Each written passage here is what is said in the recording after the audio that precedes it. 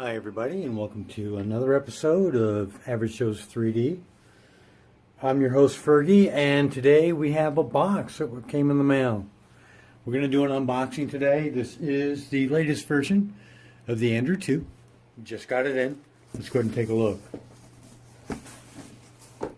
Okay, now the first thing I noticed, and I did have this open before, is we have some really good documentation. Now the first thing they show you is a picture of all the pieces and parts. So it's easier now to identify what you're getting in the box, the name of the parts, so that when you go to put them in place, you know what's the x-axis, what's going to go on the y-axis, what the belts look like. Right now they give you a really good picture of everything that's going to go in there. The other thing that they give you, which is really kind of great, is instruction manuals. They've never had really instruction manuals before. They've always had a video that you can watch on the memory stick, but now they actually give you a pretty detailed instruction of what goes where. Now, if you're a first-time user, it's going to come in some basic components that you have to put together because this is a kit. If you've put together 3D printers before, this is really all you need, a good idea of the relationship of where the parts are going to go, and then you're off to the races and you can put it together pretty quickly. And on the back they do go over the information about the voltages to make sure that we get the voltages and the power supply right. So this is really great documentation here. So let's go ahead and open it up. And I really don't expect anything other than what I'm used to for an Ender 2. I already have one printing away right now as we speak. So let's go ahead and open this up.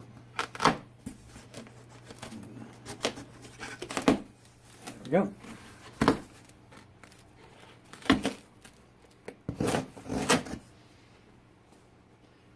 Okay, so as you can see inside, we have the main power supply here. Oops. That was crazy. Okay. We have the vertical part of the ender for the spool holder. We have stepper motors that I'm not going to take out now.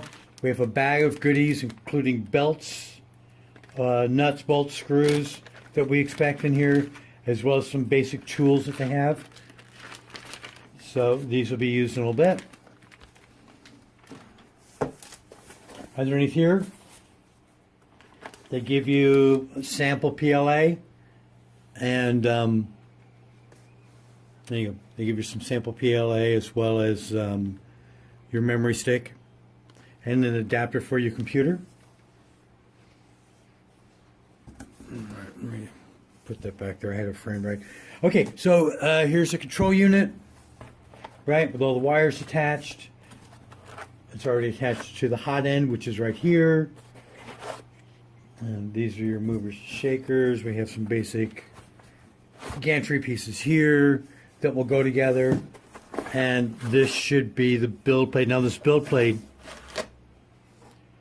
with the heated bed is really kind of nice. I mean, I've used this for everything. It sticks really well. This in a combination with the glue stick sticks even better. So I'm really happy with the way this sticks. So let me go ahead and take all the pieces out and we'll be right back. Now here are all the parts laid out for you. It seems like a lot of parts, but you know it's not. Once you start putting it together, it comes together very quickly. We do have some baggies here like this. And they are all labeled. So this is a Z limit. I have an X limit, a Y limit. We have packs of nuts, bolts, and screws, but they're all broken out for you. So this is the Z-axis fixed plate. So as you go to put them together, you just start from the bottom to the top and put it all together. And really, it's not that complicated. Once you start looking at where things fit, most things are only going to fit one way, and they're marked so you know where they're going to go. So let's start putting this together. Now I'll go ahead and start putting it together, and then we'll come back and check my progress. Okay, so we're a little bit more than halfway through. As we take a look at the components here, here we go. When you're doing the bed, The trickiest part is putting the belt on. Make sure that the belt has to go through here. It goes through here, it loops underneath, and goes through the middle of the beam here to the other side. Make sure it doesn't get twisted when it's inside the beam. And when you stick these into the slots, don't worry about these tops, these metal pieces sticking out of the top. They'll be covered by the rest of the build plate. So that won't be a problem. The springs will take up the space that you need to make sure we cover those. So these point upwards and they don't fold back down underneath, because if they do, they're going to interfere with the travel. So that travels really well. As you're looking at the back, where we put the Z, this rests flush against the base with some T-brackets. Now, they do give you a corner piece here to make sure this is good and steady. You're going to want to make sure you take your build plate, you move it all the way out of the way, and then when you're tightening the screws, make sure you tighten the top one, or the one on the right first, so it pushes it against the beam nice and tight.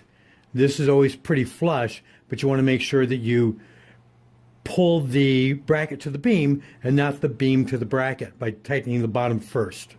So that fits really well together. As you're putting in the limit switch, the good thing about the limit switch is not only are there two T-brackets, but then there's a hole here for a third screw to make sure this is nice and solid. So there's nothing tricky about this part of the build. As we look at the XY, there is one tricky part. If you're putting this beam onto the plate, horizontal beam, there are two screws here and here, but there's also the head of a bolt here that sticks out in your way. So on the beam, there's a cutout. There's a circular cutout to make sure that the beam remains flush against the whole bracket. So when you're putting this together, only one side has that cutout. So you press it up against the cutout to make sure it's in place, and then you tighten the T-brackets, and that should fit very well together. Those are the only tricky parts of this. The instruction manual itself, very, very specific.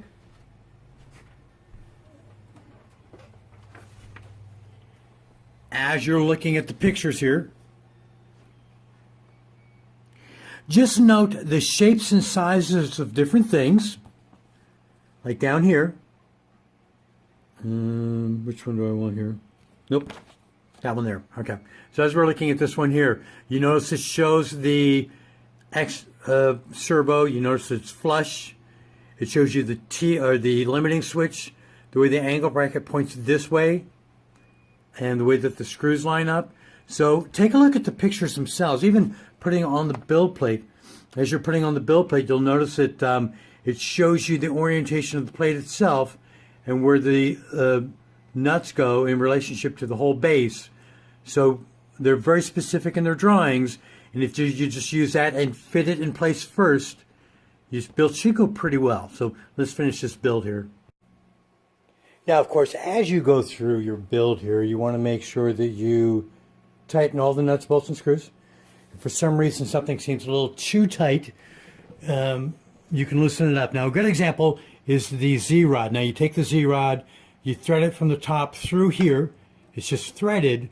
But when you get down to your stepper motor for your Z, you're going to find out it doesn't match up. The hole literally is offset a little bit. So if you take these screws up here and you loosen them quite a bit, this allows you to move this to the right location, and then you just keep on screwing the top down like this until you see this part move up a little bit, and that's how you know that you've reached the bottom here. So you back it off a little bit, and then you take your Allen wrenches and you tighten it up. And there should be two screws here, this one and this one. Okay.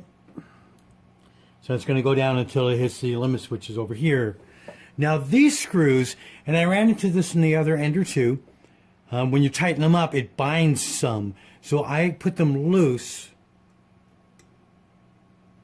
There we go.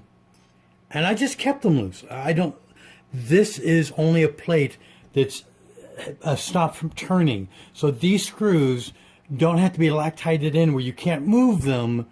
And as you spin this, you want to make sure that it moves freely, which it does. And as it goes up, because this is a little loose, it will automatically adjust itself to the right angle that it needs to be as it goes up and down, and the travel is very smooth. So just loosen those up. That's a little trick. Now, when I got over to here, here we go. This gantry was really loose. There was a lot of play in it. It went back and forth. You can't have play in it as it goes in and out because that will ruin your print.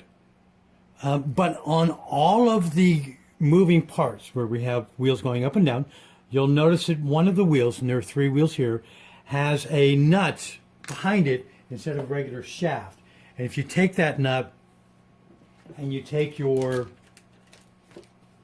wrench, you'll notice that this hole is not perfectly round. It's actually, the shaft is oblong like an egg, and so one side is higher than the other. So as I move this way, like this, that moves that high spot closer and closer to my gantry here, and it tightens everything up. So there's one here, there's going to be one here that will tighten this up. If you wiggle it and it's loose, the bolt's underneath it, and you'll find out that you can tighten that up so this is smooth. It's the same thing for your build plate down here. The build plate also has one of these on the bottom that has a nut on it, so you can tighten this up if this wiggles back and forth, with it, which it doesn't. Now, normally on Enders and all of the Creality printers, they're pretty tight. I don't expect anything to be loose. That's why I was a little surprised that this part was loose. It wiggled, I don't know, a good 1/4 of an inch back and forth, but the adjustment's easy to do, and you can tighten it right up. And now comes the wires. And we have to connect all the wires to limit switches, servos, motors, hot ends, extruders. There's a bunch of things we have to connect. The great thing is all of the connections are labeled, as you can see, so it's easy to put them where they need to go. They have the little yellow tabs, so that it's not like tape that just comes off, and it's easy to put these where they need to go. So the final result with the Ender 2 is another great printer. If you can take a look at the cat here. Came out pristine, no artifacts, no stringing. It actually looks great. In fact, I'm starting another print now. I just don't know why the test print that they give you, the cat, takes almost 3 hours to print out. It's kind of ridiculous. They should use a smaller format or something else. It only takes 30-40 minutes because I don't want to wait 3 hours before I can actually print my own things. So now it's off to printing a lithophane.